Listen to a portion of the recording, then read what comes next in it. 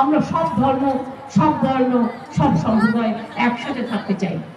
তাই আমাকে যেহেতু বাগডোগরার দিকে যেতে হবে, ওখান থেকে আবার আমি যাবো অন্ডালে, কাল পুরুলিয়ার প্রোগ্রাম আছে, পরশু বাঁকুড়া।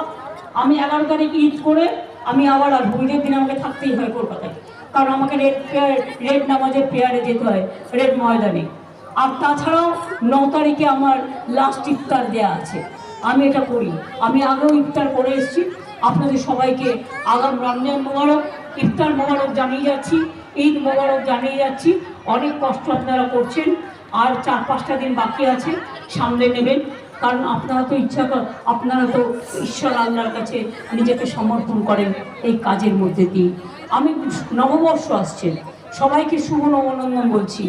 গণপতি বাপ্পা মৌরিয়া, হালখাতা করবেন আপনারা, আপনারা অন্নপূর্ণা পুজো করবেন, আপনারা নিশ্চয়ই উৎসব পালন করবেন, সব রকম